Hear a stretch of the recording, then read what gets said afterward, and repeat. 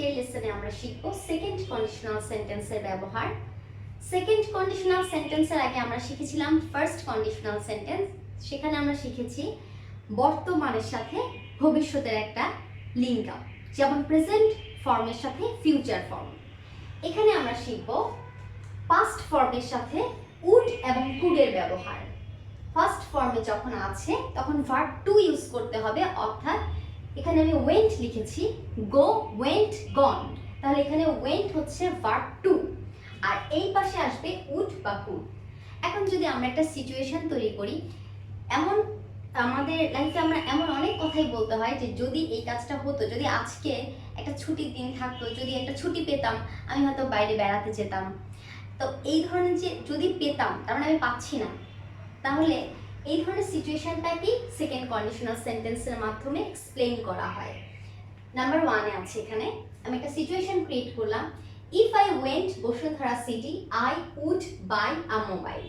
যদি আমি বসুন্ধরা সিটিতে যেতাম, আমি একটা মোবাইল কিনতাম, তার মানে আমার যাওয়া হয়নি। নাম্বার টু, এই যে যদি আমি কিনতাম, এখানে উড বাই, এখানে কিন্তু বাইটা ভার্বের ওয়ান ফর্ম বা প্রেজেন্ট ফর্ম, ভার্ব ওয়ান বা প্রেজেন্ট ফর্ম, তাহলে উডের সাথে বাই বলতে হচ্ছে। কিন্তু যখন ইফ এর সাথে বলবো, ইফ আই বট, তখন কিন্তু বাই, বট, বট। এই ক্ষেত্রে আমরা বলবো if I bought a mobile, যদি আমি মোবাইলটা কিনতাম, আই উড প্লে গেমস, আমি বিভিন্ন মোবাইলে তো মানুষ গেমই বেশি খেলে, তো আই উড প্লে গেমস, আমি গেম খেলতাম। 3 নাম্বারে আছে, তাহলে আই উড প্লে, এই যে প্লে এই ওয়ার্ডটা কিন্তু ভার্ব ওয়ান প্রেজেন্ট ফর্ম, কারণ এটা উডের সাথে ব্যবহার করা হয়েছে। I would play games. এখন বলি, যদি আমি বেশি বেশি গেমস খেলতাম সারাদিন, আমি অবশ্যই এক্সামে ফেল করতাম। If I played games whole day I would fail in the exam. এখানে কিন্তু উডের সাথে ফেল ইউজ করতে হয়েছে, ভার্ব ওয়ান। এই ক্ষেত্রে আমরা বুঝতে পারছি ইফ যখন ইউজ করব ভার্ব টু, আর এই সাইডে তখন আই উড, উডের সাথে ভার্ব ওয়ান।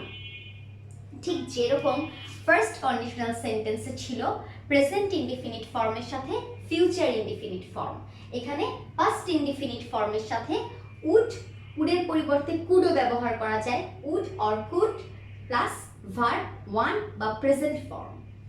আচ্ছা, এখন আমি যদি বলি I would fail in the exam, এখন পরের সেন্টেন্সটা কি হতে পারে?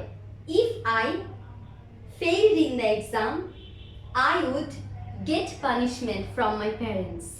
If I failed in the exam I would get punishment, it's normal, পরীক্ষা ফেল করবো, এটা তো পানিশমেন্ট থাকবেই। আচ্ছা, তাহলে আমরা আজকে কন্ডিশনাল সেন্টেন্সে শিখতে পারলাম, কন্ডিশনাল সেন্টেন্সে সেকেন্ড কন্ডিশনালে সবসময় ভার্ব টু ফর্ম ইউজ করতে হবে, ভার্ব টু এর সাথে উড বা কুড ইউজ করলে অবশ্যই ভার্ব ওয়ান ইউজ করতে হবে বা প্রেজেন্ট ফর্ম। তাহলে ভার্ব টু এর সাথে উড বা কুড এবং ভার্ব ওয়ান। এখন আমি কিছু ভার্ব শো করছি, আপনারা ইজিলি একটা সেন্টেন্স তৈরি করবেন। Failed, if I failed to go there I would face problem. Went, make a sentence with went. If I went my friend's house I would buy gift for her. Learn, এখন এটা কি present form নাকি past form? LEARN, learn, this is present form, তাহলে এটা কার সাথে use করতে হবে? If এর সাথে নাকি উড বা কুডের সাথে? অফকোর্স উড বা কুডের সাথে। If I studied hard I would learn many things. Watched, watched কার সাথে ইউজ হবে? ইফ এর সাথে নাকি উড বা কুডের সাথে? এটা ইডি, ভার্ব টু ফর্ম। বলে দিচ্ছি বারবার, ভার্বের পাস্ট ফর্মগুলো জানতে হবে যদি আমরা সেকেন্ড কন্ডিশনাল সেন্টেন্স তৈরি করতে চাই। ভার্বগুলো আসলে জানা খুবই জরুরি ইংলিশ শেখার জন্য। Watched, if I watched movie I could enjoy it. আমি যদি মুভিটা দেখতে পারতাম আমি খুব এনজয় করতাম। If I watched the movie I could enjoy it. But, if I bought a gift, if I bought a gift, যদি আমি একটা গিফট কিনতে পারতাম, if I bought a gift I would give it to my sister or I would give it to my mother. So bought এটা হলো if এর সাথে add করতে হবে। if I bought a dress I could wear it, যদি আমি একটা dress কিনতাম আমি সেটা একটা অনুষ্ঠানে পরতে পারতাম, I could wear it in a party। তাহলে খুব ইজিলি আমরা ভার্ব দিয়ে কিছু সেন্টেন্স তৈরি করা শিখলাম, সেকেন্ড কন্ডিশনাল সেন্টেন্স। আর সেকেন্ড কন্ডিশনাল সেন্টেন্সের নিয়ম হচ্ছে উড বা কুড অবশ্যই ইউজ করতে হবে। উড হতো এরকম বোঝালে উড, আর কুড হলো পারতাম, হয়তো পারতাম, বা মাইটও ইউজ করা যায়, উড কুড মাইট। আমি এখানে দুটো দিয়েছি সহজ করে বোঝানোর জন্য, would could. If I wrote a letter, পরের সেন্টেন্সটা, if I wrote a letter you could read it, আমি যেটা চিঠি লিখতাম তুমি পড়তে পারতে। If I wrote a letter you could read it, তার মানে আমি চিঠিটা লিখিনি, সো তুমি পড়তেও পারোনি। আচ্ছা, if I worked I would get success, যদি আমি কাজটা করতাম আমি অবশ্যই সফলতা পেতাম। If I worked I would get success. If I reached there on time, যদি আমি সময় মতো পৌঁছাতাম, I could do my work, আমি আমার কাজটা করতে পারতাম। তাহলে আমরা সেকেন্ড কন্ডিশনাল সেন্টেন্স ব্যবহারের জন্য ভালো করে ভার্ব টু ফর্মগুলো শিখে রাখবো, এবং ভার্ব টু এর সাথে কুড এবং উডের যেই ভার্ব ওয়ান ফর্ম আছে সেটা অ্যাড করাও জানবো। এইভাবে আমরা অনেক সেন্টেন্স প্র্যাকটিস করব যেন উড এবং কুডের ইউজটাও ইজি হয়ে যায়।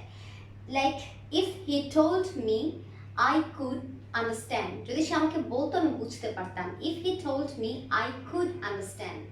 If he informed me I could see her, হয়তো সে আমাকে জানালে সে অসুস্থ আমি তাকে দেখতে যেতে পারতাম। If he informed me I could see her. If I knew her number I could call her. If I draw the picture I could show you, যদি আমি পিকচারটা ড্র করতাম আমি তোমাকে দেখাতাম। I could show you or I would show you, আমি তোমাকে দেখাতে পারতাম বললে কুড, আর আমি তোমাকে দেখাতাম আই উড, আমি তোমাকে দেখাতাম আই উড শো ইউ।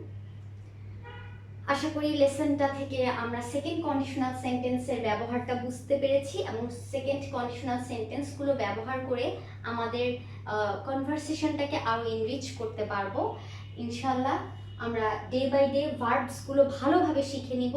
ভার্বসগুলো যদি ভালোভাবে জানি তাহলে যে কোনো সেন্টেন্স ক্রিয়েট করা খুব ইজি হয়ে যাবে আমাদের জন্য। সবাইকে ধন্যবাদ।